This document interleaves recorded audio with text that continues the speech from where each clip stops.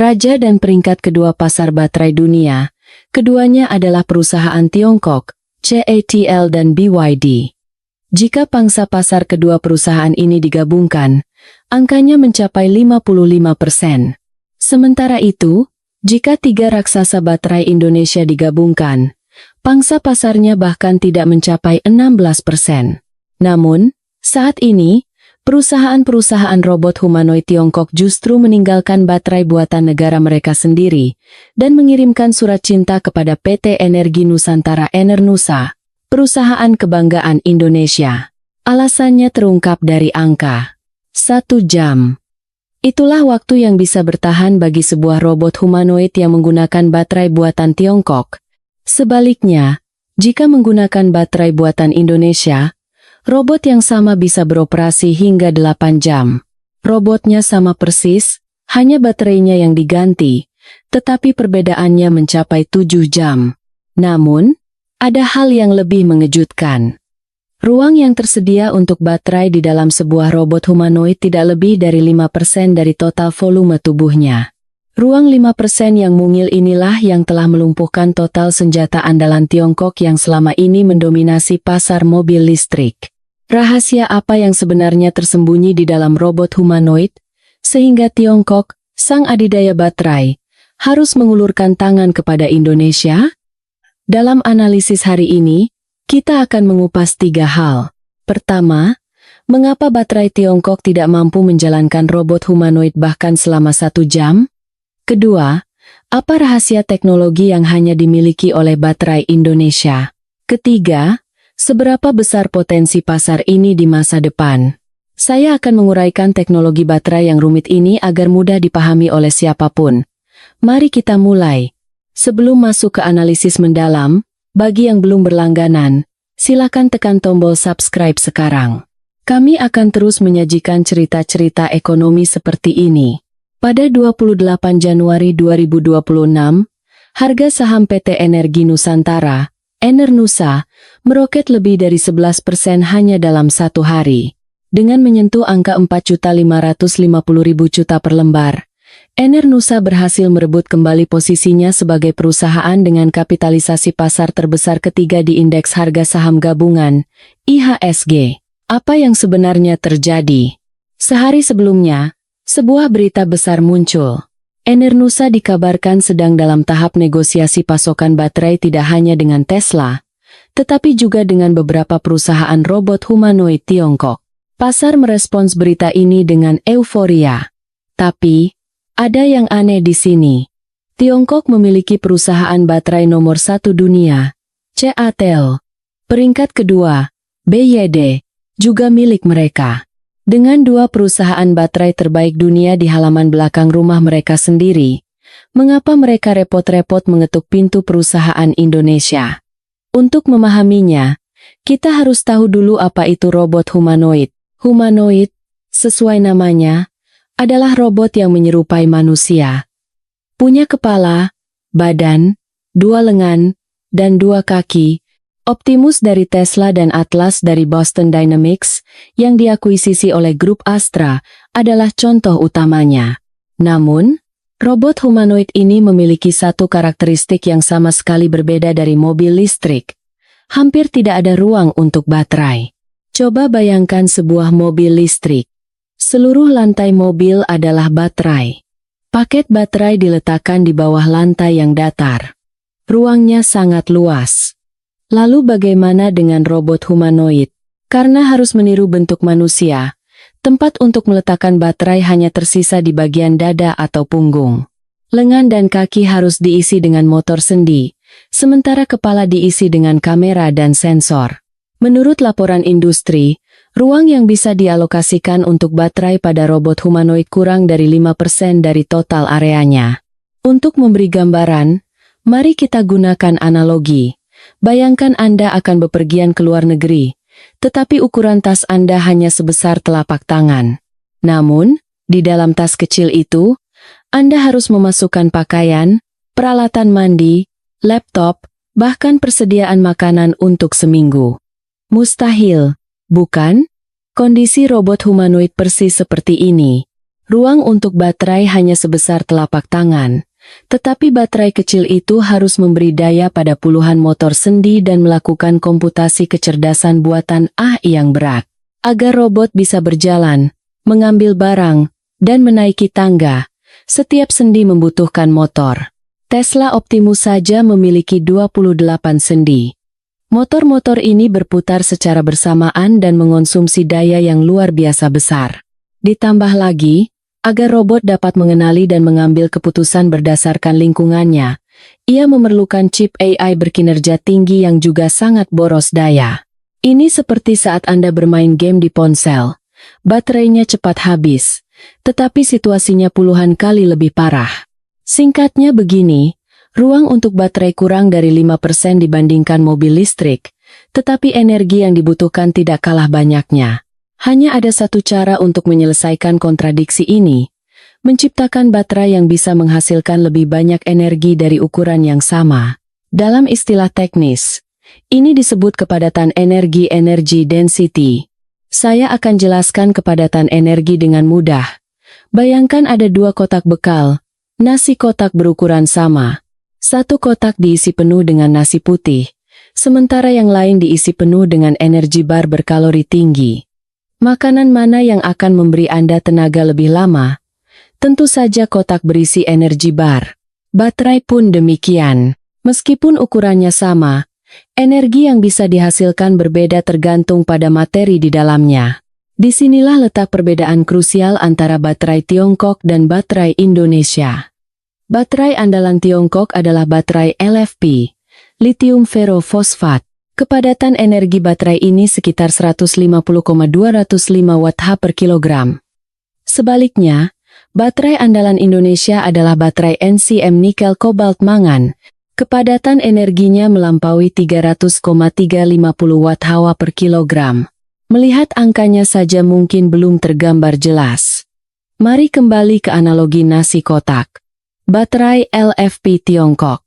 Ibarat nasi kotak dengan porsi nasi yang banyak, kenyang sesaat, tapi kalorinya rendah, sehingga cepat lapar lagi.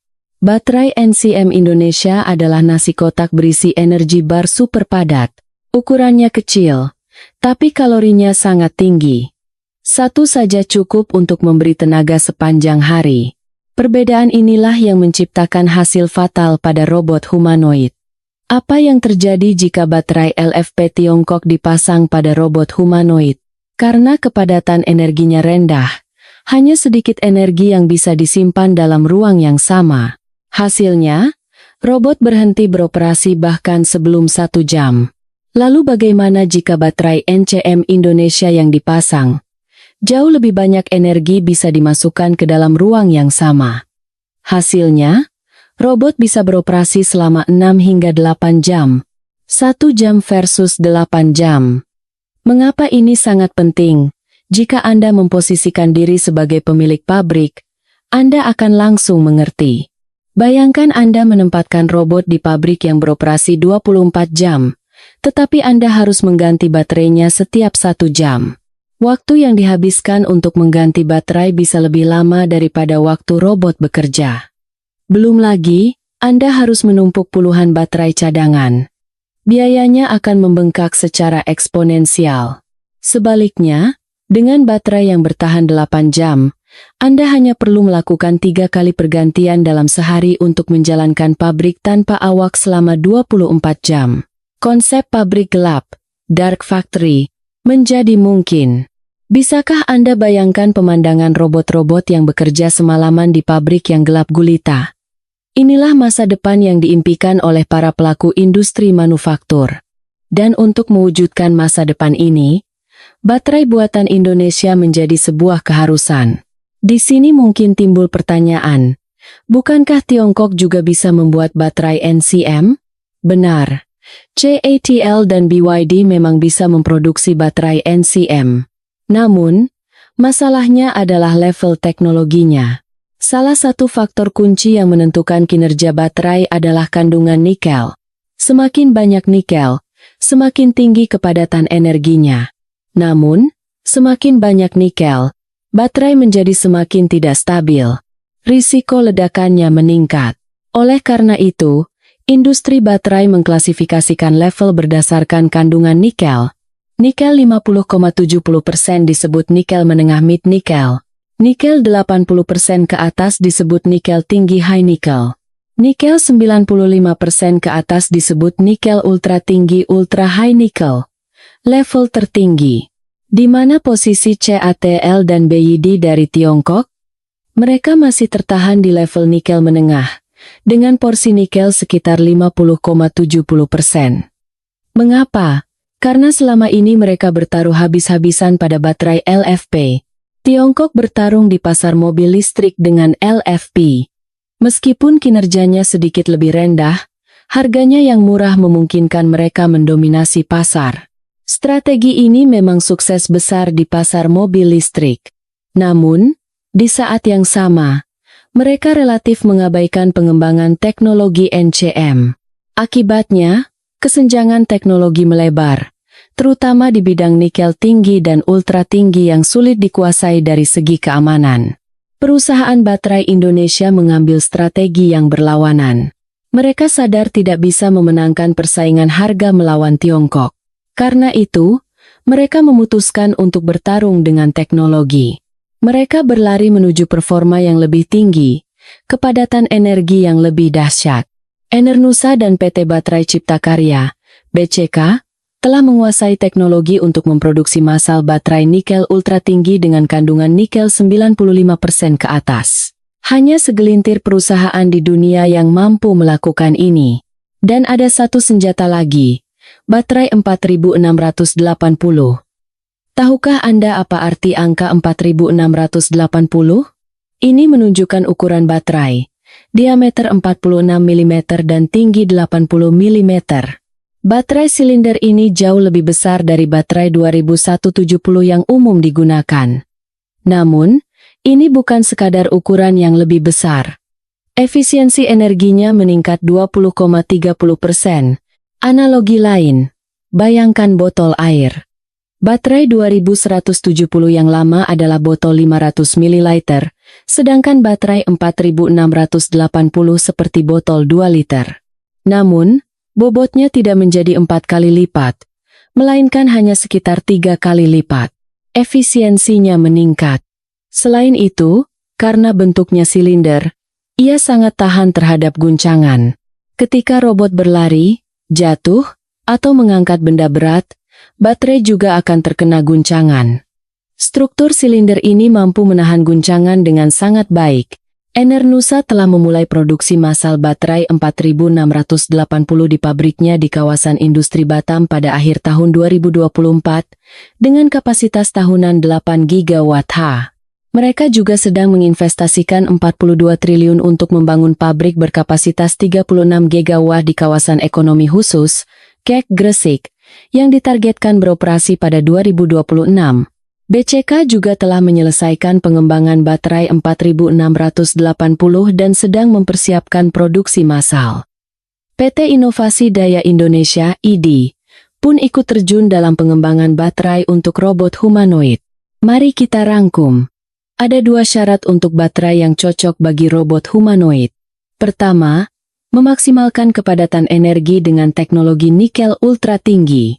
Kedua, meningkatkan efisiensi ruang dengan form factor berefisiensi tinggi seperti 4680. Perusahaan yang mampu memproduksi massal keduanya secara bersamaan di seluruh dunia hanyalah Enernusa dan BCK dari Indonesia. Perusahaan Tiongkok masih dalam tahap riset. Teknologi produksi massal mereka masih jauh. Jadi, apa yang sedang terjadi sekarang? Perusahaan robot dari Tiongkok, negara nomor 1 di dunia baterai, justru meninggalkan baterai buatan dalam negeri dan mendatangi perusahaan Indonesia. Sungguh sebuah ironi. Di pasar mobil listrik, Tiongkok mengungguli kita. Tetapi di arena robot, fenomena yang berlawanan terjadi. Inilah kekuatan teknologi. Ada area di mana produk murah bisa mendominasi pasar, dan ada area di mana hanya keunggulan teknologi yang menentukan pemenang. Baterai robot humanoid termasuk dalam kategori kedua. Lalu, seberapa besar pasar ini akan bertumbuh? Proyeksi dari Bank Investasi Global sungguh mencengangkan. Goldman Sachs memprediksi pasar robot humanoid akan mencapai 38 miliar dolar AS, sekitar 550 triliun rupiah, pada tahun 2035. Morgan Stanley lebih berani lagi. Pasar ini akan mencapai 5 triliun dolar AS, sekitar 83 ribu triliun atau 83 kuadriliun, pada tahun 2050. Dari jumlah tersebut, porsi baterai mencapai 10,20%.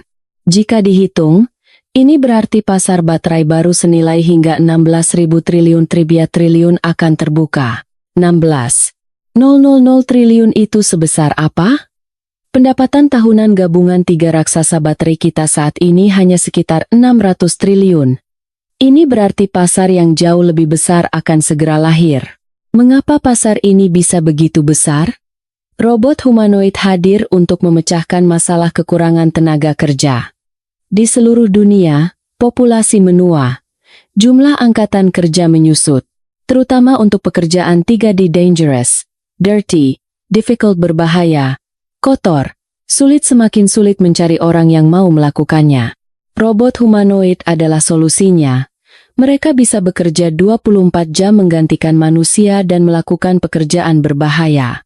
Elon Musk dari Tesla memprediksi bahwa dalam jangka panjang, permintaan robot humanoid akan mencapai 10 hingga 20 miliar unit. Bisakah Anda membayangkannya? Populasi dunia saat ini 8 miliar. Artinya, jumlah robot bisa lebih banyak dari jumlah manusia.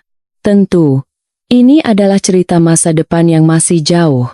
Namun, siapa yang menguasai standar baterai di tahap awal pasar ini akan menentukan peta persaingan untuk puluhan tahun ke depan. Ada contoh serupa dalam sejarah. Ingat pasar smartphone.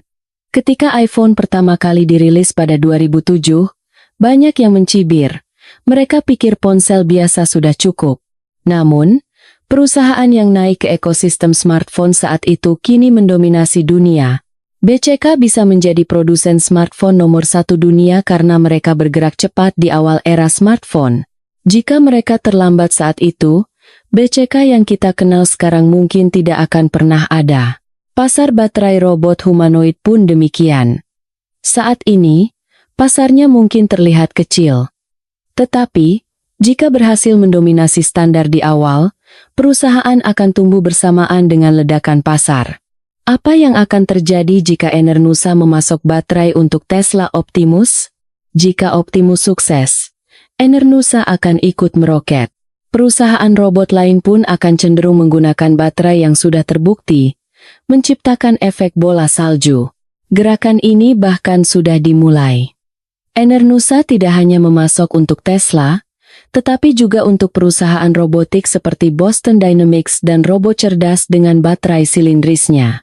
BCK bekerja sama dengan grup Astra untuk mengembangkan baterai khusus robot, yang akan dipasang pada robot Atlas milik Boston Dynamics yang kini berada di bawah naungan Astra. ID juga telah mengumpulkan pengalaman dengan memasok baterai untuk robot logistik dan parkir otomatis. Yang lebih menarik lagi, seluruh ekosistem teknologi di Indonesia tampaknya bertaruh pada pasar humanoid. Enernusa menangani baterai, PT Inti mengembangkan sensor dan aktuator, dan Telkom Indonesia membangun sistem AI. Bahkan ada rencana untuk memproduksi robot jadi secara lokal. Ini adalah upaya nasional di mana Indonesia ingin membangun segalanya, dari kepala hingga kaki robot, dari perangkat keras hingga perangkat lunak. Sekarang mari kita bahas satu hal. Akankah Tiongkok hanya diam? Tentu saja tidak. Tiongkok juga sedang mempercepat pengembangan teknologi NCM. CATL bahkan sudah menempatkan robot humanoid buatan mereka sendiri, bernama Xiaomo, di pabrik baterai mereka. Namun, para ahli percaya bahwa Tiongkok akan membutuhkan waktu yang cukup lama untuk bisa memproduksi masal baterai nikel ultra tinggi. Alasannya sederhana, karena fokus mereka selama ini pada LFP, akumulasi teknologi NCM mereka kurang, terutama meningkatkan kandungan nikel hingga 95% sambil menjaga stabilitas bukanlah hal yang bisa dicapai dalam semalam. Di industri baterai, Indonesia dinilai memiliki keunggulan teknologi sekitar 1 hingga 2 tahun di depan Tiongkok. Dan jeda 1,2 tahun ini bisa menjadi pembeda krusial dalam perebutan dominasi pasar awal. Tentu, ada juga risiko yang tidak boleh diabaikan. Ancaman kebocoran teknologi. Teknologi nikel ultra tinggi adalah teknologi inti strategis nasional. Jika proses manufaktur atau formula material bocor selama proses pasokan ke perusahaan Tiongkok, kesenjangan teknologi bisa menyempit dengan cepat. Risiko geopolitik. Saat ini, AS dan Tiongkok sedang dalam perang hegemoni teknologi. Jika baterai Indonesia masuk ke Tesla AS, dan juga ke robot Tiongkok, tekanan bisa datang dari kedua belah pihak. Ketidakpastian perubahan teknologi.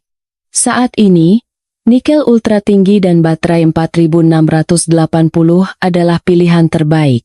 Tetapi di masa depan, segalanya bisa berubah.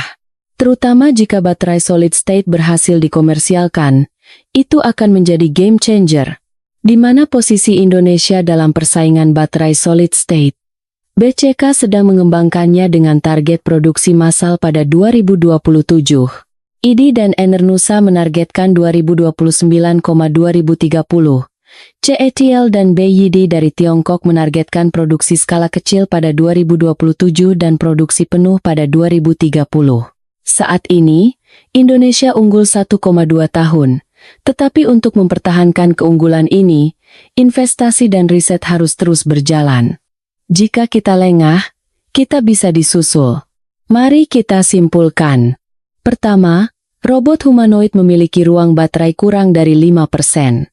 Baterai LFP Tiongkok yang berdensitas rendah hanya mampu bertahan kurang dari 1 jam. Kedua, baterai nikel ultra tinggi dari Indonesia memiliki kepadatan energi 30% lebih tinggi, memungkinkan operasi hingga 8 jam dalam ruang yang sama. Ketiga, hanya segelintir perusahaan di dunia yang mampu memproduksi massal teknologi ini, termasuk Enernusa dan BCK. Itulah mengapa bahkan perusahaan robot Tiongkok pun datang melamar ke Indonesia. Keempat, pasar robot humanoid diproyeksikan akan tumbuh menjadi pasar senilai ribuan triliun rupiah pada 2040-an. Dari sudut pandang investor, bagaimana kita harus melihat situasi ini? Jangka pendek, akan ada perpaduan antara ekspektasi dan volatilitas. Robot humanoid belum memasuki tahap komersialisasi penuh, sehingga satu berita saja bisa membuat harga saham naik turun 10%. Namun, dalam jangka menengah hingga panjang, ini harus dilihat sebagai pergeseran struktural. Industri baterai kini memiliki mesin pertumbuhan baru setelah mobil listrik, robot humanoid. Yang terpenting, di pasar ini, serangan harga murah dari Tiongkok tidak akan berhasil. Alasan mengapa tiga raksasa baterai kita kalah bersaing di pasar mobil listrik adalah karena harga. Baterai LFP 20,30% lebih murah dari NCM, sehingga produsen mobil memilih produk Tiongkok. Tetapi di dunia humanoid, LFP bahkan tidak bisa menciptakan produk yang fungsional. Siapa yang mau membeli robot yang hanya bisa bekerja selama 1 jam, seberapapun murahnya? Di pasar ini, teknologi adalah satu-satunya senjata. Dan senjata itu saat ini dipegang oleh Indonesia. Lalu jika berinvestasi, apa yang harus diperhatikan? Tentu ada produsen sel baterai seperti Enernusa, BCK, dan IDI. Ada juga pemasok material seperti perusahaan katoda yang memproduksi katoda nikel ultra tinggi. Perusahaan elektrolit yang mengembangkan elektrolit berdaya tinggi untuk menjaga stabilitas nikel juga patut diperhatikan. Yang terpenting adalah memahami bahwa sebuah arena permainan baru bernama pasar baterai robot humanoid telah terbuka. Dan di arena ini, Indonesia memegang posisi yang sangat menguntungkan. Terakhir, mari kita pikirkan apa artinya fenomena ini bagi kehidupan kita. Jika robot humanoid menjadi umum, dunia akan berubah. Di pabrik, robot bekerja 24 jam. Di rumah, robot membantu pekerjaan rumah tangga. Di lokasi berbahaya, robot menggantikan manusia. Bagaimana jika jantung dari semua robot ini yaitu baterainya dibuat oleh Indonesia? Seluruh robot di dunia akan ditenagai oleh baterai Indonesia. Sama seperti bagaimana nikel Indonesia kini menjadi komponen vital di banyak perangkat global. Seperti kita menjadi raksasa nikel, kita juga bisa menjadi raksasa baterai robot. Di arena mobil listrik, kita mungkin tertinggal dari Tiongkok, tetapi di medan perang baru bernama robot humanoid, kesempatan untuk melakukan serangan balik telah terbuka. Tentu, jalan masih panjang. Kita harus menjaga keunggulan teknologi, mencegah kebocoran, dan mengelola risiko geopolitik. Tetapi, sangat penting untuk merebut kesempatan saat ia datang. Saat ini juga, di ruang rapat Enernusa, negosiasi dengan Tesla dan perusahaan robot Tiongkok mungkin sedang berlangsung. Di laboratorium riset BCK, pengembangan baterai solid state sedang dikebut. Jika upaya putra-putri terbaik bangsa ini berhasil, 10 tahun dari sekarang, kita mungkin akan hidup berdampingan dengan robot-robot yang bergerak dengan baterai buatan Indonesia. Apakah Anda percaya era robot humanoid akan benar-benar datang? Dan mampukah baterai Indonesia mendominasi pasar ini? Saya ingin mendengar pendapat Anda. Silakan bagikan di kolom komentar. Terima kasih telah menonton video panjang ini. Jangan lupa subscribe dan like, karena itu akan menjadi kekuatan besar bagi kami.